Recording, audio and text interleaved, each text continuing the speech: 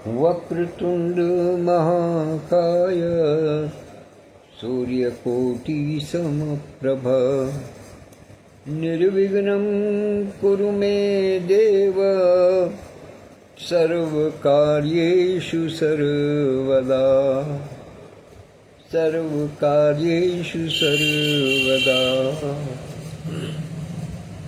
गजाननं भूतगणाधिसेवितं कपित्थजम्बूफलचारुभक्षणम्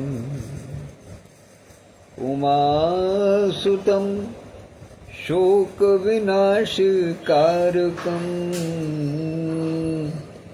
नमामि विघ्नेश्वरपादपङ्कजम्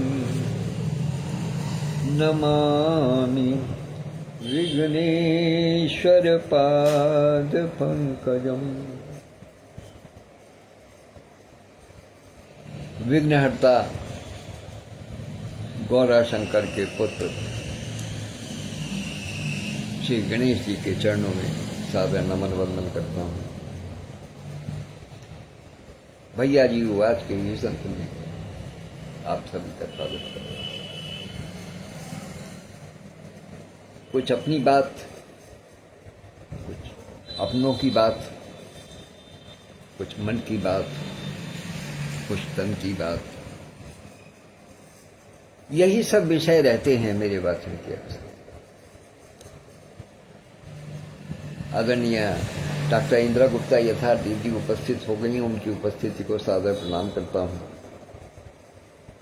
और अपनी बात को प्रारंभ करता हूं। आज बुधवार का दिन श्री गणेश जी का दिन है, इसलिए निश्चित रूप से आज से जो भी कार्य प्रारंभ होगा वो चाहे अपने जीवन में हो, चाहे पटल पर हो, चाहे समाज में हो, उस पर निश्चित रूप से श्री गणेश जी महाराज जी की, गजानन महाराज की शुभ दृष्टि पड़ी रहेगी और कोई विघ्न बाधा उपस्थित नहीं होनी है। आप सब जानते हैं कि इस पटल पर, क्या बल्कि मैं कहूँगा इस पूरे परिवार पर, डॉक्टर सत्य हो तो परिवार पर नए कार्यों की शुरुआत, नई कार्यशालाओं की शुरुआत, नए तरीके से शुरुआत आज से ही हो रही है। तो उसको केवल मेरी ओर से शुभकामनाएं नहीं है, बल्कि आज से प्रारंभ करने के लिए भगवान श्री गणेश का भी आशीर्वाद प्राप्त है। मेरी सदा से एक ही मंशा रही है कि किसी प्रकार से पटल उन्नति पाए, पटल पर नए नए काम हों, नई नई योजनाएं बने, सबको सुख की अनुभूति हो। किसी एक को नहीं, मैं सबके सुख की बात करता हूं, क्योंकि सदा से एक ही मंत्र हमें याद रहता है। जब से वसुधैव कुटुंबकम, अब से लगभग 2.5 साल पहले, 3 साल पहले जब कार्यशाला चली थी वसुधैव कुटुंबकम, तो उस समय से एक मंत्र अक्सर वातावरण में गूंजता है। यहाँ इस पटल पर वाणी के माध्यम से कि सर्वे भवन्तु सुखिनः, सर्वे सन्तु निरामया, सर्वे भद्राणि पश्यन्तु मा कश्चित्। सबको सुख प्राप्त, किसी एक को नहीं। किसी एक के सुख के लिए हम कार्य नहीं कर सकते, हम कार्य करेंगे तो सबके सुख के लिए। और सबका सुख किसमें है ये सोचना हमारा काम है कि हम अपनी ओर से ऐसा क्या करें कि सुख सबको अनुभव हो, किसी एक को न हो। जहां तक वार्तालाप की बात है, जहां तक विचार विमर्श की बात है, सबको अपनी अपनी बात कहने का अधिकार है। सब अपनी अपनी बात कहते हैं, अपने अपने तरीकों से, अपने अपने तर्कों से अपनी बात को सिद्ध करने का प्रयास करते हैं। लेकिन जब हम समाज के लिए चले हैं, जब हम या तो केवल ये सोच लें कि हम केवल कुछ लोगों के भले के लिए चले हैं, या फिर जब हम समाज के लिए बढ़े हैं, जब हमने अपना दायरा विस्तृत किया है, तो फिर हमें सभी के लिए करना, और सबकी शुरुआत सबके साथ ही करनी होगी। तभी सबका साथ, सबका विकास जब ही हो सकेगा जब सबका विश्वास प्राप्त हो। कभी कभी ऐसा लगता है कि ये वाक्य में जो तीसरा अंश जुड़ा है कि सबका विश्वास, वो प्राप्त नहीं हो पाता, किसी को भी प्राप्त नहीं हो पाता है, क्योंकि सबको कोई भी प्रसन्न नहीं कर पाता। सबको तो भगवान भी प्रसन्न नहीं कर पाते, हम लोग तो इंसान हैं, कैसे कर पाएंगे। लेकिन इसका अर्थ ये कदापि नहीं है कि हम प्रयास ही ना करें। किसी ने कहा कि हार जाने का कोई गुम नहीं, कोई दुख नहीं है, विफलता का कोई परेशानी नहीं है, हार गए कोई दिक्कत नहीं है। दिक्कत किस बात की है कि आप उसका प्रयास, फिर जीतने का प्रयास ही ना करें। अपनी ओर से तो पूरा प्रयास करें, बाकी हार जाए तो हार जाए, वो फिर ऊपर वाले के हाथ में। लेकिन यदि हम प्रयास ही नहीं करेंगे तो फिर तो हारना सुनिश्चित है। एक बात कही गई है कि एक सिद्धांत की बात है कि मान लिया दो व्यक्तियों में युद्ध हो रहा है, लड़ाई हो रही है, हाथापाई हो रही है, जैसे कुश्तियों में देखते हैं, कुश्ती हो रही है, दंगल हो रहा है खूब जम के। जो व्यक्ति केवल और केवल, जो खिलाड़ी केवल और केवल बचाव कर रहा है, आप जान लीजिएगा कि उस खेल का, उस कुश्ती का, उस प्रतियोगिता का, उस युद्ध का परिणाम उसकी हार पर ही समाप्त होगा। क्योंकि जीतने के लिए आवश्यक है कि आपको आक्रामक होना पड़ेगा, आपको आगे बढ़ना पड़ेगा। यदि आप पीछे हटते चले जाएंगे तो निश्चित रूप से जब समाप्ति होगी तो वो आपकी हार पर ही होगी।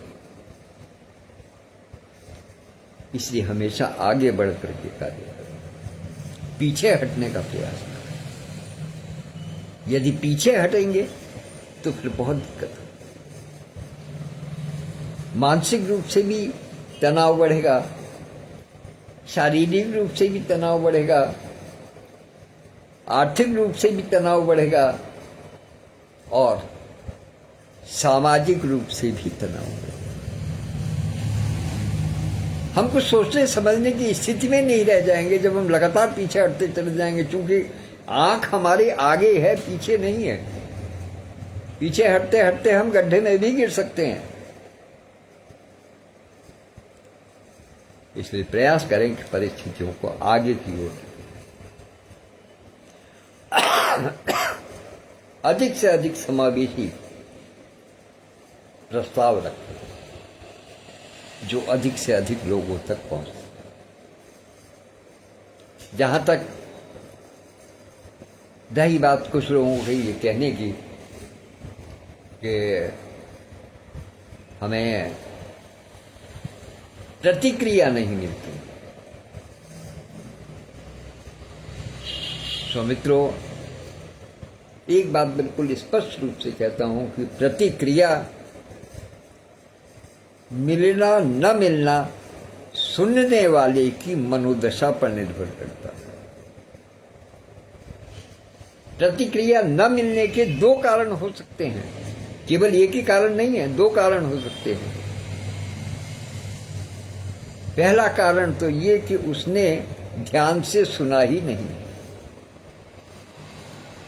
जिस पर ज्यादा लोग वोट करते हैं कि नहीं साहब, अरे कोई सुनता ही नहीं है प्रतिक्रिया, कोई क्या देगा। लेकिन इसका सकारात्मक पक्ष क्यों नहीं देखते कि हो सकता है जिस आदमी ने सुना उसको आपका वाचन इतना पसंद आया कि उसकी इच्छा ही नहीं हुई कि वो उस पर कोई प्रतिक्रिया दे, प्रतिक्रिया देने में अपना समय नष्ट करे। वो पूरे मनोयोग से सुन रहा है। आप हर चीज देख रहा है, हाव भाव देख रहा है, हर बात को गंभीरता से ले रहा है। क्यों सिक्के का एक ही पहलू देखा जाता है, दूसरा क्यों नहीं देखते? दो पहलू के बगैर कोई हिस्सा नहीं, कोई भी सिक्का नहीं हो सकता, कोई परिस्थिति नहीं हो सकती। और कलयुग में कोई मनुष्य नहीं है जिसके अंदर देवत्व और राक्षसत्व नहीं है। दोनों हैं, एक ही व्यक्ति के अंदर है। इसलिए अपने नकारात्मक पक्ष को दबा करके रखें, सकारात्मक पक्ष को उभार करके रखें, तभी आप आगे बढ़ सकते हैं। नकारात्मक सोच होनी ही नहीं चाहिए। कल मैं एक बहुत सुंदर रील देख रहा था, आपको भी हंसी आ सकती है उस चीज को देख करके। एक रील ऐसी थी कि उसके अंदर एक बांसों का बाड़ा बनाया हुआ था बड़ा सा, और उसके ऊपर 4-5 मोटरसाइकिल खड़ी हुई थी और 2 बड़ी बड़ी एसयूवी खड़ी हुई थी। और उस बांस के बाड़े को उसने नदी में उतार रखा था, अर्थात नदी के ऊपर वो तैर रहा था। तो किनारे पर खड़ा हुआ आदमी एक दूसरे बांस के सहारे से उसको आगे धारा में ढकेल रहा था, यानी किनारे से दूर हटा रहा था ताकि उसको पार ले जाया जा सके। तो उस पर जुमला पता क्या लिखा था कि कौन कहता है कि बिहार में विकास नहीं हो रहा है, देखिए कितना बड़ा विकास हो रहा है कि नदी के ऊपर जो है वो गाड़ियां तैर रही हैं। सिक्के का पहलू है, कौन सा देखना चाहते हैं। ये कम्युनिटी, पीपो कम्युनिटी सामान्यतः मिलेगी, positive in positive out. Nino community भी सामान्यतः मिल जाएगी, निगेटिविटी इन निगेटिविटी आउट। लेकिन कभी भी पीनो कम्युनिटी से वास्ता न कीजिएगा कि पॉजिटिविटी इन लेकिन निगेटिविटी आउट। निगेटिविटी आउट किसी भी प्रकार से नहीं होना चाहिए। हमेशा कम्युनिटी रखो नीपो। आजकल सावन का महीना है, भगवान भोलेनाथ को सब जानते हैं, सब समझते हैं, सब की जानकारी में है कि उन्होंने केवल संसार की भलाई के लिए कालकोट विष को अपने कंठ में धारण कर लिया, उसके अपने अंदर समा दिया, लेकिन संसार को सुख दिया। वो विष जिसकी एक बूंद यदि धरती पर पड़ जाती तो पूरी धरती का जो है वो सत्यानाश हो जाता है, पूरी धरती भस्म हो जाती है। उसको उन्होंने कलश भर के अपने कंठ में उतारा। किस लिए? वो तो अपने आप में जहां थे सो थे ही, वो तो त्रिदेव है तो है ही। उन पर इस बात का क्या फर्क पड़ता था कि वो उसको न पीते, धरती पर पड़ जाने देते, जल जाती, उनसे क्या फर्क पड़ता था।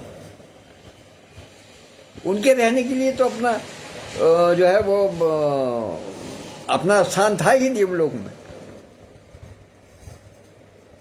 लेकिन नहीं, उन्होंने उस निगेटिविटी को अंदर किया और पॉजिटिविटी बाहर।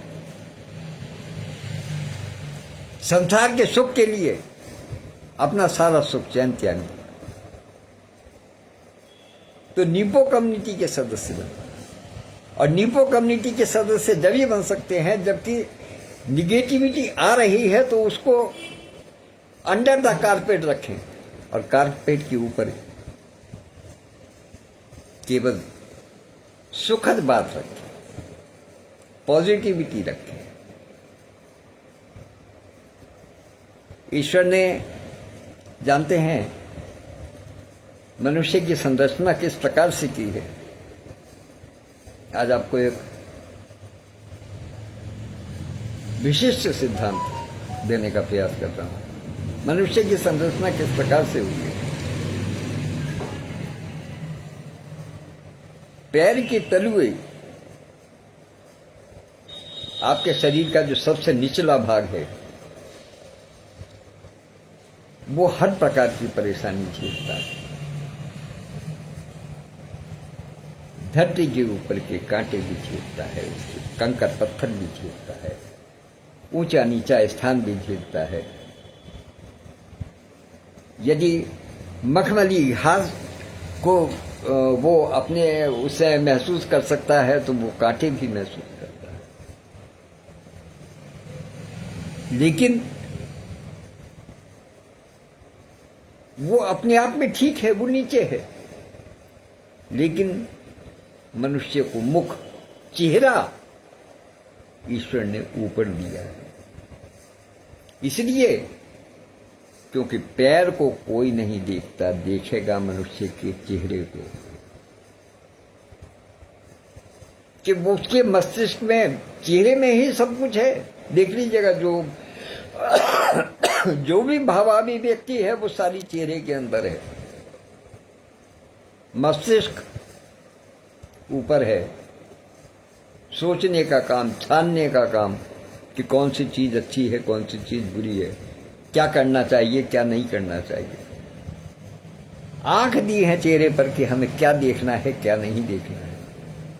कान दिए हैं कि हमको क्या सुनना है, क्या नहीं सुनना है। नासिका दी हमें कौन सी सुगंध लेनी है, कौन सी नहीं लेनी। ये मुख दिया है। जिह्वा दी है कि हमें क्या बोलना है, क्या नहीं बोलना है। और ये मुख की मुद्रा दी है मुस्कान के लिए। पैर में कांटा चुभता रहे, नीचे कांटा चुभता रहे, लेकिन ऊपर हमेशा मुस्कान सजी रहनी चाहिए। यदि आप पैर में लगे हुए कांटे से अपने चेहरे पर, अपने चेहरे की भाव भंगिमा बिगाड़ लेते हैं, तो हर व्यक्ति को, देखने वाले को इस बात का एहसास हो जाता है कि आप अंदर से टूट चुके हैं।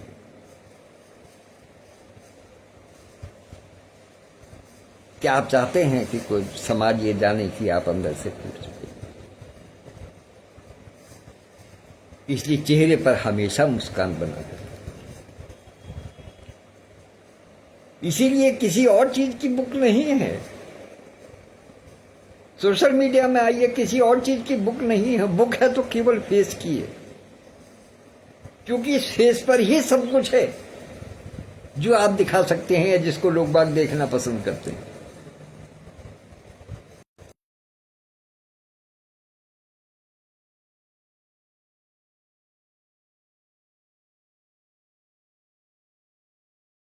हम किसी के यहाँ लड़का या लड़की देखने के लिए जाते हैं तो निगाह कहां पड़ती है? चेहरा ही देखते सबसे पहले। सिया राम जय राम जय जय राम, सिया राम जय जय सिया राम, सिया राम जय राम जय राम, सिया राम जय। हाँ जी, वो बीच में एक फोन आ गया था तो इसलिए जरूरी था उसको अटेंड करना। तो जो मेरा कहने का मतलब था वो ये था कि चेहरे पर ही सब कुछ है। जब हम किसी को देखने जाते हैं तो सबसे पहला प्रभाव उसके चेहरे का ही पड़ता है। सबसे पहले चेहरा ही देखते हैं, मुख मुद्रा कैसी है, उसके आंखों की जो मटकन है वो कैसी है, क्या सुनना, किस चीज को सुनने में रस है, बोल सुनना चाहते हैं ताकि ये जान सकें कि उसके भाव कैसे हैं। इस पठन की भी शुरुआत मालूम है कहां से होती है? जो सही मायने में जो अंदर घुसने की पठन की शुरुआत है वो है शब्द से सृजन कार्यक्रम की, जो आज भी होगा। शब्द से सृजन कार्यक्रम से शुरुआत होती है और गारंटी के साथ मैं कहता हूं कि जो साथी इसमें इसके माध्यम से अंदर घुसे हैं वो इस पटल को कभी छोड़ करके नहीं जा सकते। क्यों? क्योंकि एक शब्द पर इतने सारे विचार मिलते हैं, इतनी सारी विचारधारा मिलती हैं, इतने सारे मंतव्य मिलते हैं कि आदमी बाग बाग हो जाता है। दूसरी चीज, हमें ये पता चल जाता है कि हमारे समूह में कौन कौन व्यक्ति किस किस मानसिकता का है। क्योंकि जब लेखन आदमी करता है तो वो अपनी मानसिकता के हिसाब से करता है, वो हमारी आपकी बात को सुन करके नहीं करता। उसकी मानसिकता कैसी है वो उस हिसाब से लेखन करता है। तो मानसिकता पता चलती है किसी आदमी के लेखन से, और लेखन करता है आदमी अपने दिमाग से सोचता, बोलता है अपने मुंह से। और सुनने के लिए कौन सा स्थान चुनता है? जो कि उसके कानों को पसंद है, जो उसके दिमाग के हिसाब से, जो उसको लगता है कि हाँ ये ठीक है। तो इससे सब कुछ चेहरे पर ही है। इस चेहरे को संभाल करके रखिएगा। क्योंकि मैंने अक्सर लोगों को एक बात कहते सुना है, पता नहीं लोग बाग इस बात को कितना मानते होंगे, लेकिन कुछ लोग अक्सर इस बात को कहते हैं कि जूते कैसे भी हों, चेहरा सुंदर लिपा पुता होना चाहिए। चेहरा जो है वो सुंदर दिखाई देना चाहिए। किसने आकर के पैर छूने हैं? जो पैरों को देखेगा। पैर तो जूते में और मोजे के अंदर छुप जाएंगे, लेकिन चेहरा तो नहीं छुपेगा। चेहरा तो वो का वही है। तो इसलिए अपनी मुस्कान को बना करके रखें। मुस्कान को बनाने का मतलब ये है कि पॉजिटिविटी ही आउट होनी चाहिए हर सूरत में, अंदर चाहे कुछ भी हो। और इसीलिए भगवान ने इस चेहरे को ऊपर बनाया है, ताकि आदमी जैसे ही सामने आए तो सबसे पहले निगाह चेहरे पर पड़े।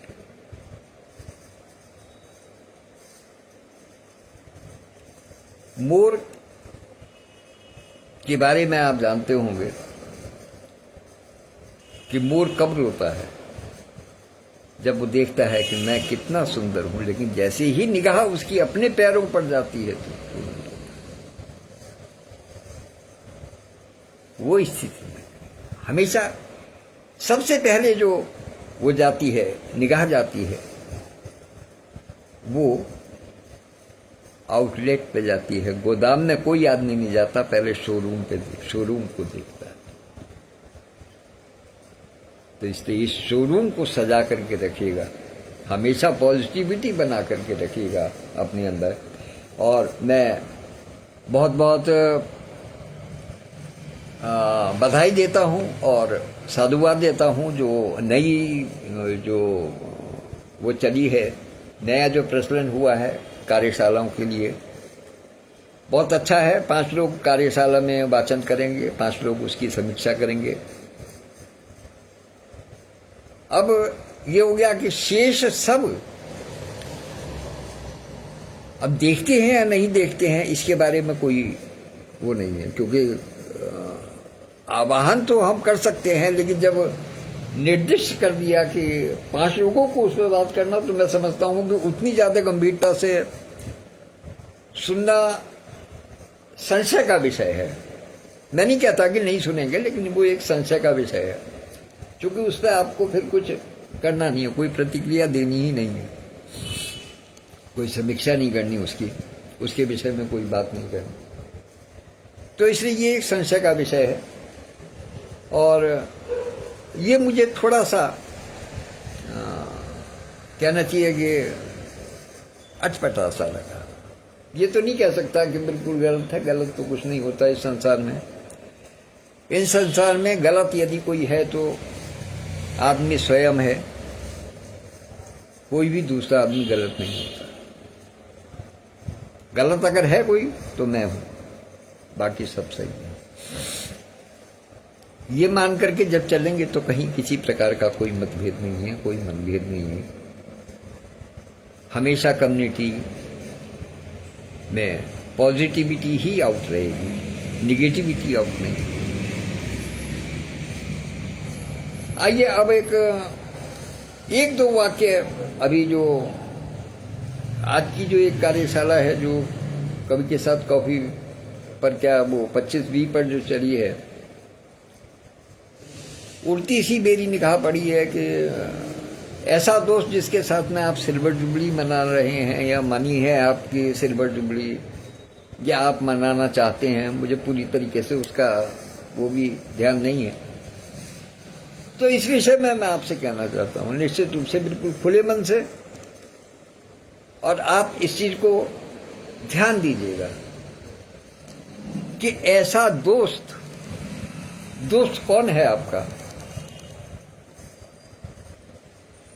आप जानते हैं आपका दोस्त कौन है? आपका दोस्त है आपका शरीर, जो हर सुख दुख में, बारिश में, बूंद में, गर्मी में, सर्दी में नंगे रहते, उगड़े रहते, कपड़े पहने रहते, घर के अंदर, घर के बाहर, उठते, बैठते, सोते, चलते, भागते, दौड़ते, काम करते, खाली बैठे, टीवी देखते, मोबाइल देखते, वाचन करते या वाचन सुनते,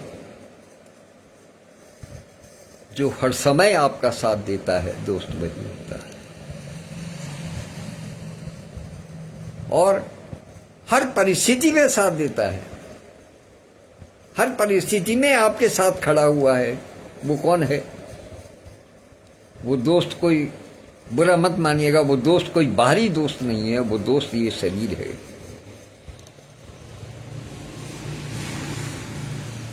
और आप कहते हो सिल्वर जुबली की बात, तो हमारे यहां तो बहुत से साथी ऐसे हैं जिन्होंने सिल्वर जुबली नहीं बल्कि इस दोस्त के साथ में गोल्डन जुबली भी मना ली। तो इससे सबसे पहला दोस्त। दूसरा दोस्त अपना स्पाउस, पति के लिए, पत्नी और पत्नी के लिए, जो उसका जीवन साथी है। उससे बड़ा दोस्त कोई हो सकता है बाहर संसार में? बाहर के दोस्त सब पीछे रह जाते हैं, लेकिन इन दो दोस्तों के सामने किसी का बस नहीं चलता। ये दो दोस्त ऐसे हैं जो कि हमेशा हर परिस्थिति में साथ रहते हैं। तो जहां तक मेरी बात है, तो मैंने पहले दोस्त के साथ में सिल्वर जुबली भी मना चुका हूं, गोल्डन जुबली भी मना चुका हूं, और जिस दूसरे दोस्त का जिक्र किया है उसके साथ में सिल्वर जुबली मन चुकी है, गोल्डन जुबली की तैयारी है, और उस गोल्डन जुबली पर मैं आप सबका आशीर्वाद भी चाहूंगा। तो इसलिए मित्रों, बाहर के दोस्त ढूंढिए, याद कीजिए, बहुत अच्छी बात है, लेकिन अपने इन दो दोस्तों को मत भूलिए। इसी के साथ अपनी वाणी को विराम देता हूं। धन्यवाद, नमस्कार। कल पुनः उपस्थित होऊंगा, लेकिन हाँ, चलते चलते मुझे एक बात ध्यान आई कि अब कवि के साथ कॉफी पटल मैं समझता हूं कि नए लोगों को हमें सुपुर्द कर देना चाहिए, और 25 भी जो है वो कार्यशालाओं के लिए है। तो मुझे ऐसा लगता है, आप लोग अपने विचार दीजिएगा इस विषय में, मुझे ऐसा लगता है कि मुझे अब अपनी इस भैया जी आवाज को इस पटल से हटा करके मेरा कार्यक्रम मेरी पहचान नामक पटल पर ले जाना चाहिए, क्योंकि वही अधिक उचित होगा। क्योंकि यहां केवल कविता वाली बात होनी चाहिए। कार्यशाला 25B में होगी, कवि के साथ कॉफी पटल पर केवल कविता की बात होगी, और मैं इस भैया जी वाच में कभी कोई कविता का वाचन तो लगभग नहीं करता। कभी भूले भटके साल 6 महीने में कभी कोई अवसर आया तो बदली कर दिया हो, अन्यथा उसकी कोई गुंजाइश नहीं है। तो इसलिए मुझे लगता है कि मुझे अब यहाँ से अपने वाचन को यहाँ से बाइंड अप करके अपने इस भैया जी वाच को मेरा कार्यक्रम मेरी पहचान पटल पर पहुँच जाना चाहिए। और इसके लिए मैं आप सबके से आज्ञा चाहता हूँ। आप सबका दिन मंगलमय हो, आप सब प्रसन्न रहें, अपनी अपनी कार्यशालाओं में व्यस्त रहें, मस्त रहें। मैं नहीं चाहता कि हमारा कोई भी साथी इन कार्यशालाओं के अभाव में पस्त रहे। धन्यवाद।